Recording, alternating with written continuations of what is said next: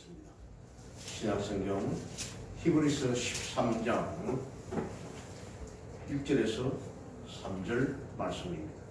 신약성경 368페이지 히브리서 13장 1절로 3절 말씀입니다. 찾으신 줄 알고 제가 공독해 드리겠습니다. 형제 사랑하기를 계속하고 손님 대접하기를 잊지 말라. 이로써 부지 중에 천사들을 대접한 이들이 있었느니라.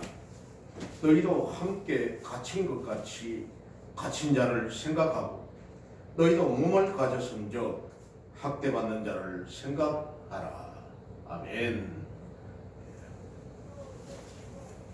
8절을 봅니다. 8절 말씀. 예수 그리스도는 어제나 오늘이나 영원토록 동일하시느니라. 아멘. 어제나 오늘이나 영원토록 동일하신 예수, 이 제목으로 오늘 첫 번째 말씀을 나누고자 합니다. 히브리서 기자는 앞선 12장을 마무리하면서 12장 28절에 그러므로 우리가 흔들리지 않는 나라를 받았은저, 흔들리지 않는 나라를 받았다.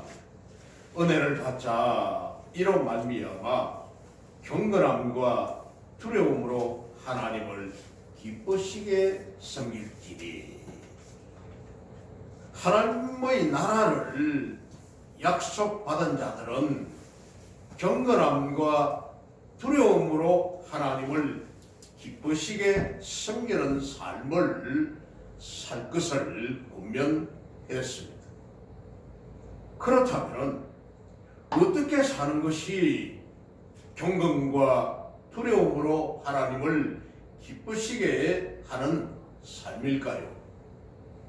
오늘 기자는 이런 의문점을 해결하기 위해서 좀 더 구체적으로 일상생활과 관련된 경건하고 성결한 삶의 자세를 권면하고 있습니다. 성도는 장차 영원하고 복된 하나님 나라를 상속받을 자이지만은, 그러나 육신이 이 땅에 사는 동안에는 마땅히 세상에서 해야 할 성도의 의무가 주어져 있습니다. 성도라면 이 땅에서 이런 의무는 반드시 지켜야 한다 하는 겁니다. 이는 당시 로마에 거주하던 수신자들, 이 히브리서를 받아보는 이 수신자들은 주로 로마에 있는 유대 출신의 성도들로 추정이 됩니다. 로마에 살고 있는 유대인들, 유대 출신들, 그들 성도들, 그들에게도 마찬가지였는데, 당시 로마의 상황은 기독교에 대한 대대적인 박해가 진행 중에 있었습니다. AD 주전 한 60년대 후반, 70년에 가까운 이런 어간에 따라서 이 당시의 성도들은 복음을 지키기 위해서 기꺼이 순교의 길을 갈 수밖에 없었습니다. 복음을 지키려고 하니까 황제 숭배 정책이라든지 또 로마의 그 신화에 의한 그 신화 사상, 이런 것들을 따르지 아니하고 오직 유일신인 하나님과 또 육신으로 오신 예수님과 그분이 죽으셨지만은 다시 부활하셔서 다시 오신다는 그 교리에 의한 기독교를 지키기 위하여서는 수많은 박해와 순교를 당하는 이런 상황에 있었다. 그러나 모든 성도가 하나같이 순교를 각오할 정도로 담대하지는 못했습니다. 오늘날 시대에도 보면은 막 형식적인 기독교인들, 형식적인 종교 생활을 하는 분들이 많이 있죠. 때로는 세상 사람이 되고, 때로는 믿는 사람이 되고, 정말 양다리 걸쳐 있는 그런 신앙이라고 신앙생활을 하는 사람들이 많이 있습니다. 그처럼 이들이 하나같이 담대하지 못한 이 사람들은 도피 생활을 한다든지 멀리 다른 고장으로 간다든지 유리방황을 한다든지, 물론 또 신앙을 지키기 위하여서 지하 동굴이었던 카타콤에 숨어서 평생을 살아가는 이런 사람이라든지, 그래서 어떤 자는 박해를 피해 기독교인이란 신분을 숨기고 성도들과의 이런 교제를 깊이 하기로 했습니다. 나는 예수 믿는 사람인지 아닌지 구분을 할 수 없을 정도로 그냥 성도들과 하고는 교제하지 않는, 그러다 보니까 자연히 로마 교회의 성도들 사이에는 형제로 히브리서 기자는 앞선 12장을 마감하면서 12장 28절에 그러므로 우리가 흔들리지 않는 나라를 받았으며 은혜를 받자 이로 말미암아 경건함과 두려움으로 하나님을 기쁘시게 섬길지니, 아버지 나라의 그 흔들리지 않는 것을 받았으니까 이 세상에 살아갈 때에 경건함과 두려움으로 하나님을 기쁘시게 하는 삶을 살 것을 이렇게 권면을 했습니다. 그렇다면 어떻게 사는 것이 경건과 두려움으로 하나님을 기쁘시게 하는 삶일까요? 오늘 기자는 이런 의문점을 해결하기 위해서 좀 더 구체적으로 일상생활과 관련된 경건하고 성결한 삶의 자세를 권면하고 있습니다. 우리 성도는 장차 영원하고 복된 하나님 나라를 상속받을 자이지만, 아멘. 그러나 육신이 이 땅에 사는 동안은 마땅히 세상에서 해야 할 성도의 의무가 있다는 겁니다. 정말 이는 당시 로마에 거주하던 수신자들, 이 히브리서 이 말씀을 받았던 이들은 바로 로마에 있는 유대 출신들의 성도인 걸로 추정이 됩니다.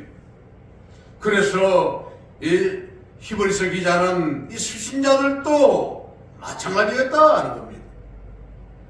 당시 로마의 상황은 기독교의 대대적인 박해가 진행 중이었습니다. AD 60년 후반에서 한 70년 이런 어간에, 따라서 당시의 성도들은 복음을 지키기 위해서 기꺼이 순교의 길을 갈 수밖에 없었습니다. 복음을 지키기 위해서는 죽음이었다는 겁니다. 그러나 모든 성도가 하나같이 순교를 각오할 정도로 담대하지는 못했습니다.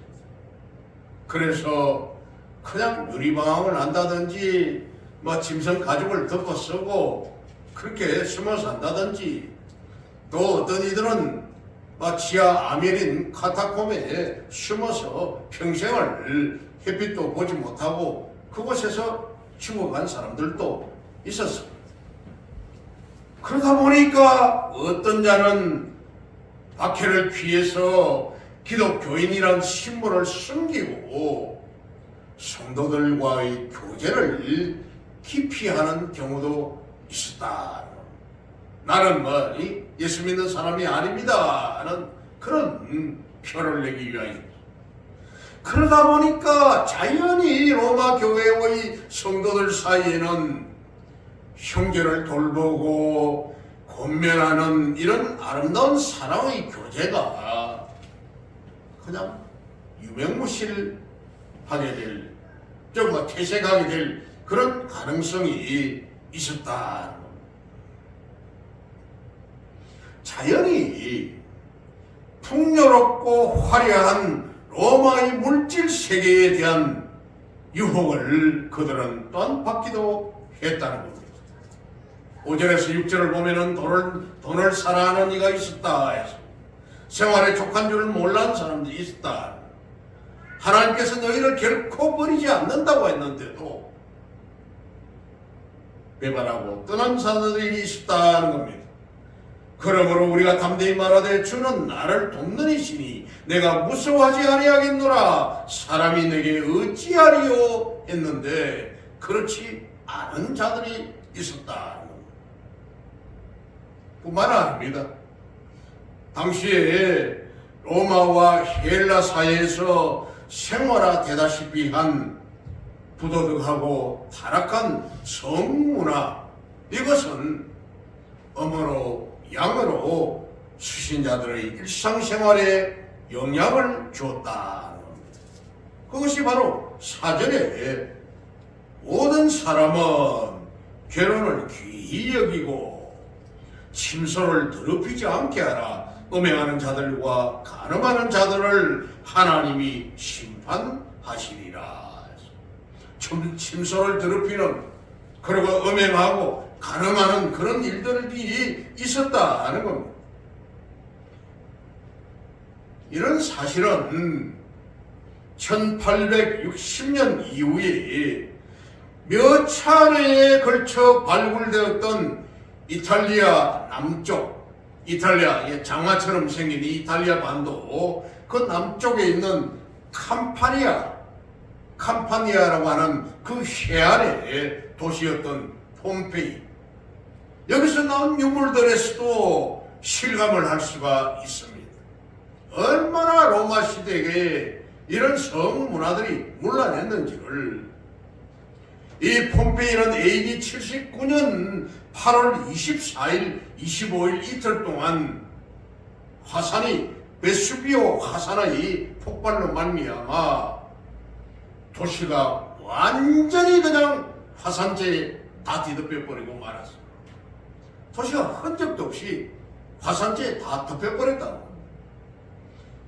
그런데 여기서 발굴된 유물 가운데는 백주 대낮에 남녀 혼탕에서 남녀가 부둥켜 안고 죽은 유골들이 엄청나게 많이 발견이 되어서 당시에 타락했던 로마의 실상을 그대로 보여주고 있는 것입니다.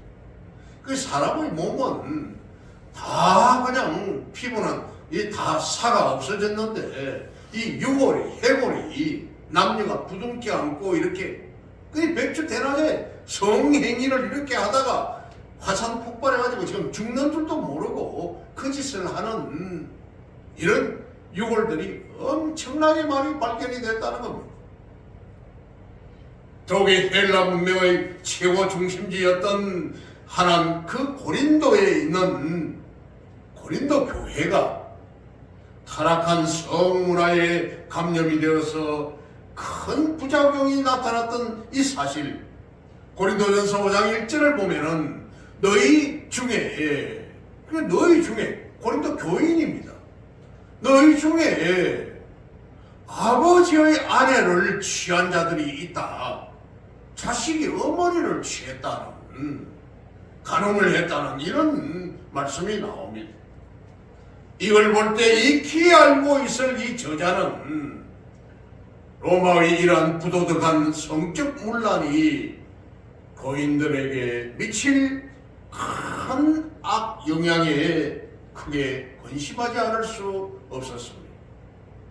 이런 상황에서 오늘 본서 기자는 로마에 거주하고 있는 이 신자들을 향해서 구체적이고 세세하게 신앙인의 의무와 그 도에 대하여 권면할 필요가 있었다. 오늘 본문 속에서 이 땅에 살아가는 동안 우리 성도들에게 주어진 의무가 무엇인지를 우리는 분명하게 깨닫고 이를 교훈 삼아서 하늘나라 백성답게 경건하고 거룩하며 선한 삶을 살아야 할 것은 먼저 1절에서 3절에 있는 말씀을 보면은 1절에 형제 사랑하기를 계속하고, 성경이 가르치는 최고의 진리를 한마디로 요약한다면 위로는 하나님 사랑이요 아래로는 이웃을 내 몸과 같이 사랑하는 것입니다. 아멘. 이런 사실은 신구약을 통틀어서 최고의 법인 10계명 중에서 1계명에서 제4계명까지는 하나님께 대한 사랑입니다. 이것을 의하여 대신계명이다. 하나님을 대한 계명이다.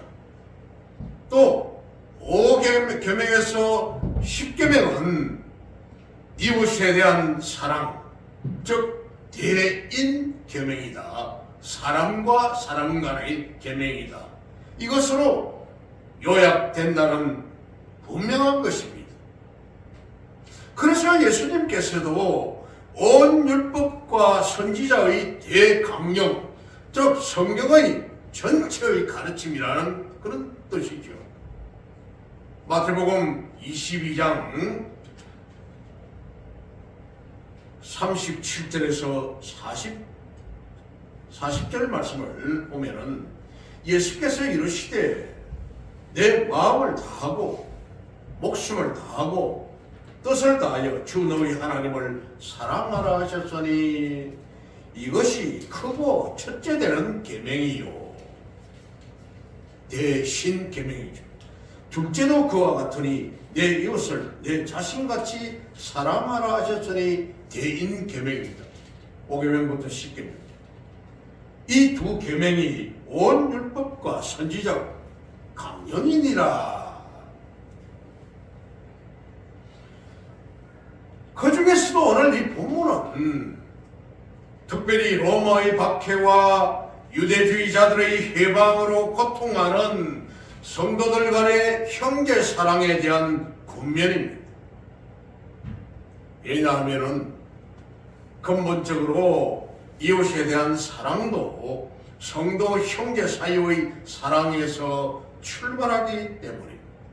성도들 간에 교회의 한 지체 간에 사랑하지도 않으면서 어떻게 바깥에 있는 사람들을 사랑한다는 말입니까? 있을 수가 없는 얘기죠. 그렇다면 본문이 가르치고 있는 형제 사랑의 구체적인 내용은 무엇이겠습니까? 그것은 2절에 손님 대접하기를 잊지 말라. 손님을 정성껏 대접하는 것입니다. 여기서 이 손님이라고 하는 것은 평범한 나그네가 아니라 박해를 피해서 유리방황하고 있는 나그네된 성도, 로마의 그 박해를 피하여 유리방황하는 그런 성도, 당시 복음 전파를 위해서 여기저기 순회 전도 여행을 하고 있던 순회 전도자들, 이곳저곳을 다니면서 선교사로, 전도자로, 당시 순회 전도자들은 성도들로부터 숙식을 제공받으면서 복음 사역에 전념했다고 합니다. 성도들 가정에 들어가서 그들에게 선교를 하고 복음을 전하고 그들에게 대접을 받고 또 먹고 자고 할 것을 장소를 제공받으면서 또 유력한 가정에 들어가면은 또 여비도 얻었으면서, 따라서 주의 복음으로 말미암아 고난받고 나그네 된 자들을 기쁘게 영접하라는 말입니다. 아멘. 그러니까 이 복음으로 말미암아 고난받고 나그네 된 자들, 우리는 나그네를 잘 대접하고 섬긴 대표적인 인물로 아브라함을 들 수가 있습니다. 즉 기자는 아브라함의 손님 접대와 관련해서 오늘 2절에 부지 중에 천사들을 대접한 이들도 있었느니라 이렇게 말을 합니다. 이 말은 창세기 18장 1절에서 8절에 기록된 내용을 요약한 것으로 아브라함이 나그네인 3명을 영접함으로 크게 축복을 받은 사건이었습니다. 창세기 18장 1절에서 8절을 보면 어느 날 아브라함이 마므레 상수리 나무가 있는 곳에서 날이 뜨겁고 그리 하니까 장막문 앞에 그늘에 이래 앉았던 모양입니다. 앉아서 보니까 웬 세 사람이 오고 있는 겁니다. 그래서 그 더운 날씨에 낮에 이 세 사람의 손님이 나그네가 오니까 눈이 정신이 번쩍 들어서 쫓아가서 이 세 분을 영접했던 겁니다. 그러면서 몸을 땅에 굽혀 내 주여 내가 주께 은혜를 입어 사오면 원하건대 종을 떠나가지 마시고 물을 가져다가 당신들의 발을 씻고 또 나무 아래 그늘에 쉬시면은 내가 떡을 가져다가 당신들을 대접할 테니까 좀 쉬어서 기분을 좋게 한 뒤에 가십시오 하고 이렇게 권합니다. 이 팔레스틴 이 지역에는 그 당시에 무슨 오늘날처럼 좋은 운동화가 있습니까? 농구화가 있습니까? 그 수리바입니다. 딸딸이라 수리바. 이런 고무 이런 거 조가리 아니면은 지프렉이나 아니면은 배조가리 이런 걸 엮어서 발을 걸치고 끌고 다니다 보니까 여행자들이 발이 먼지에 모두 엉망이 그러니까 발도 좀 씻고 조금 쉬었다 가시면은 내가 먹을 요기도 좀 갖다 드리겠습니까? 그 쉬었다 가십시오 하니까 그들이 이러되 내 말대로 그리하라. 아브라함이 급히 장막으로 가서 자기 아내인 사라에게 얘기를 합니다. 고운 가루를 가져와서 반죽하여 떡을 만들고 또 아브라함은 자기 가축이 있는 데를 가서 기름지고 좋은 송아지를 잡아서 하인에게 주니까 그가 급히 요리를 해가지고 8절을 보면 아브라함이 엉킨 젖이라 보면은 오늘날 버터 같은 거죠. 버터 같은 거. 우유와 또 하인이 요리한 송아지를 가져다가 그들 앞에 차려놓고 나무 아래에 모셨음에 그들이 먹으니라 했습니다. 참으로 아브라함은 이들이 나그네인 줄을 알고 영접한 이들을 통해서 사실 실상은 이들이 천사였습니다. 그리고는 그 중에 세 분 중에 한 분은 천사의 모습을 한 하나님이었다는 겁니다. 그리하여서 이들 중에 이들이 사라의 잉태 소식과 함께 타락한 소돔성의 멸망을 경고받습니다. 사라가 내년 이맘때에 아들을 낳을 것이라. 참 기가 막힌 말을 하는 거죠. 사라가 그때 나이 이제 89세입니다. 내년 이제 90세가 되면은 이제 아브라함은 지금 99세고 내년이면 100세가 되는데 아들을 낳을 것이라. 이후에 아브라함은 소돔성에 거주하고 있는 조카인 롯을 위해서 중보 기도를 드립니다. 사라가 아이를 낳을 것이라는 말은 하도 기가 막혀가지고 사라는 장막 안에서 웃었다 이렇게 하고 있는데 웃음이란 이 말이 바로 이삭이란 뜻입니다만 거기다가 곁들여서 자기 조카인 롯이 살고 있는 소돔성을 멸하러 간다 하니까 놀라서 아브라함이 조카 롯의 가족을 구원하기 위한 중보 기도를 하게 되는 겁니다. 그리하여서 창세기 19장 안에 보면은 롯의 가족을 불 가운데서 구원받는 이런 놀라운 일들을 또 하게 되는 거죠. 창세기 19장에 보면은 그 아브라함이 이 세 천사들에게 부탁을 합니다. 그 안에는 자기 조카들과 의인이 있으면은 그들을 악인과 같이 멸하겠습니까? 그 안에 성 안에 의인 50이 있으면은 멸하실랍니까? 의인 50이 있으면 멸하지 않지. 또 아브라함은 45명이 있으면 어떻습니까? 5명을 5명을 감해가지고 어떻습니까? 그러면 멸하지 않지. 그 다음에 또 부탁을 합니다. 30명이면 어떻습니까? 그러면 멸하지 않지. 20명이면 어떻습니까? 그러면 멸하지 않지. 나중에 결국 32절에 10명이면 어떻습니까? 하고 중보기도 한 이후에 10명만 있어도 그 소돔성을 멸하지 않지 하는 그 말씀을 듣고 천사들은 떠나가고 결국 19장에 와서 소돔성에 그 들어갔을 때에 옛 이방 사람들이 세 사람이 들어오니까 거기에 있는 건달패들이라든지 이런 자들이 나와가지고 롯의 집에 들어오는 이 세 사람을 보고 그들과 상관할 것이라고, 동성애할 것이라고, 남자의 모습을 하고 있으니 이런 그들을 끌어내라고 건달패들이 와서 소돔에 있는 롯의 집에 와서 난리를 지릅니다. 결국 하나님은 그 롯의 가족들을 이끌어내고 롯의 두 딸과 아내를 사이들은 그 장인이 하는 그 말을 듣고는 코웃음치고 무슨 그런 말도 안 될 소리 한다고, 정신 나간 소리 한다고 하면서 사이들은 듣지 아니하고 딸들과 아내와 롯은 그곳을 떠나 결국 롯의 아내는 자기가 살고 있던 소돔에 자신이 남겨두고 어떤 재산을 생각하고 과연 그렇게 되는가 뒤를 돌아보다가 소금 기둥이 되고 말았다는 사건이었습니다.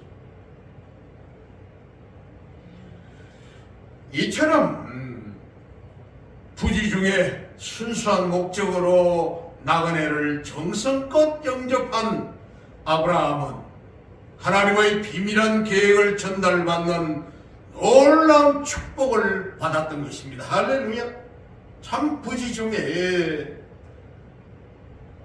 섬기던 것, 사람을 영접하고 그들을 대접했던 이 일로 인해 가지고 예수님을 만난 사건, 하나님을 만났던 사건, 이런 일들도 저희 가정에도 부지기수로 있습니다. 정말 많은 이런 간증이 저희 가정에도 있는 겁니다.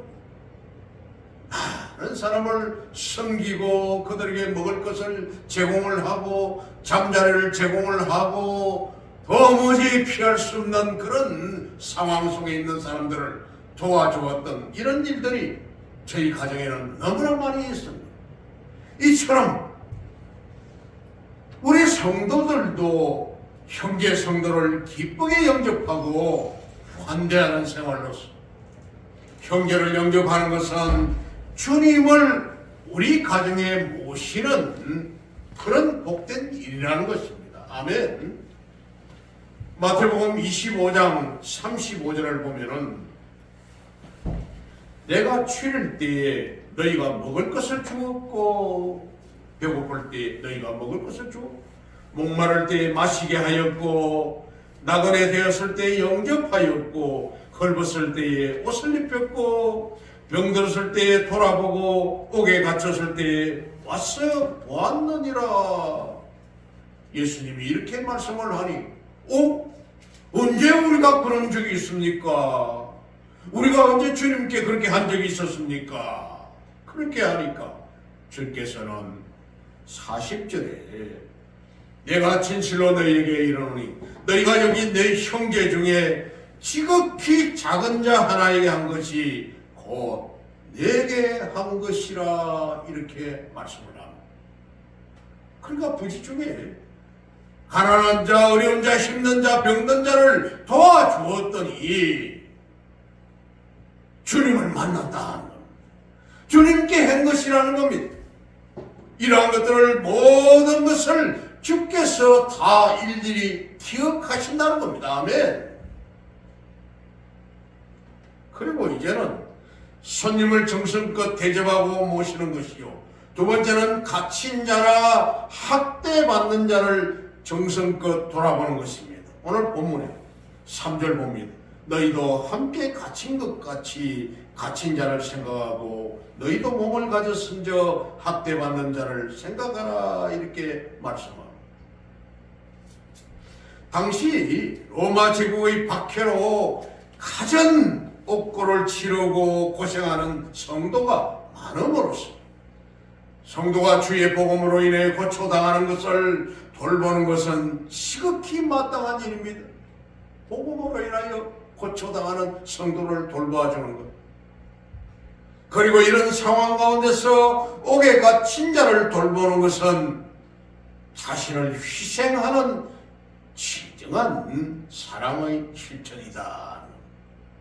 성경의 말씀에서도 어느 날 예수님이 십자가를 짊어지고 골고다 언덕으로 올라가실 때, 비아 돌로로사 그 길을 가실 때에 예수님이 엎어지고 그렇게 힘들어하니 로마 군병이 달려와서 구경하러 왔던 구레네 시몬에게 십자가를 대신 짊어지게 만들었는데, 결국 이 사람이 구레네에서 왔던 그 섬에서 왔던 시몬이 그 가정이 나중에는 주의 복된 가정이 된 이런 사실. 또 유력하게 니고데모라는 이런 사람들, 또 예수님의 자신의 그 무덤을 갖다가 예비하였는데 예수님의 무덤으로 내드렸던 사람들, 이런 분들도 결국 나중에는 그들이 다 유명한 성경의 이름에 올라가는, 성경의 이름이 올라가는 예수님의 복된 자들이 되었다는 거. 그처럼 그렇다면은 우리가 고난받는 형제를 돌봐야 할 근본적인 그 이유는 오늘 3절 말씀에 너희도 몸을 가졌은즉 이렇게 말을 합니다. 너희도 몸을 가졌다. 이 말은 저 자신도 그리스도의 몸의 일부인 교회의 한 지체란 뜻입니다. 너희가 몸을 가졌다 하는 이 말이 너희가 다 교회의 한 구성으로 된 한 지체다 하는 이런 뜻입니다. 그렇습니다. 복음으로 고난받는 성도와 우리는 그리스도의 몸인 교회를 구성하는 동일한 지체 가운데 하나입니다. 아멘. 우리 몸의 한 부분이 아프면은 몸 전체가 아프듯이 조그마한 가시가 하나 손가락에 박혔다든지 손바닥에 손등에 박혀도 아리고 쑤시고 아프고 고름이 생기고 그렇게 하면서 얼마나 아픕니까? 그 몸 전체가 아프듯이 고린도전서 12장 26절 말씀에 만일 한 지체가 고통을 받으면 모든 지체가 함께 고통을 받고 한 지체가 영광을 얻으면 모든 지체가 함께 즐거워하느니라. 그러기 위해 성도는 고난받는 형제의 고통을 자신의 고통으로 느낄 줄 알아야 하며 이들을 정신적으로 위로하고 물질적으로 구제하는 사랑을 실천해야 하는 것입니다. 아멘. 한 지체가 아프면 몸 전체가 아프듯이 교회의 한 지체가 떨어져 시험 들어 교회 나오지 아니하고 그렇게 하면은 전 교회가 아픈 겁니다. 예수님의 지체가 각 부분의 지체로 구성되어 있는 이들 중에 하나가 아프다는 겁니다. 골맞다는 겁니다. 병들었다는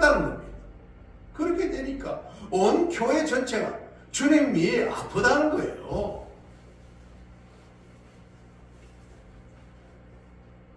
참으로 성도는 고난받는 형제의 고통을 자신의 고통으로 느낄 줄 알아야 합니다. 그리고 이들을 정신적으로 위로를 해야 됩니다. 또 물질적으로 구제하는 사랑을 실천해야 합니다. 우리 예수님께서 세상에 계실 때 저 공생의 기간에 가난하고 박해받으며 소외된 자들을 돌보신 것이나 예수님의 3대 사역이 아버지 나라를 알리고 복음을 가르치시고 또 가난하고 병드는 자들을 고쳐주신 것 같이 이 3대 사역 중에 하나, 또 사도 바울이 사도로서 성도들에게 생활의 도움을 받을 권리를 포기하면서까지 가난하고 박해받는 교회와 성도를 위해서 헌신적으로 사랑과 구제와 위로와 섬김의 삶을 산 것은 오늘의 우리 성도들에게도 매우 훌륭한 모범이 되는 것입니다. 그러므로 우리 역시도 주님이 하신 사역, 사도 바울이 한 사역을 본받아서 2023년 한 해에도 정말로 아름다운 성도의 본분이며 의무를 잘 지켜 실행하여서 주님께 칭찬받고 상받는 우리 모두가 되시기를 우리 주님의 이름으로 축원합니다. 기도하겠습니다.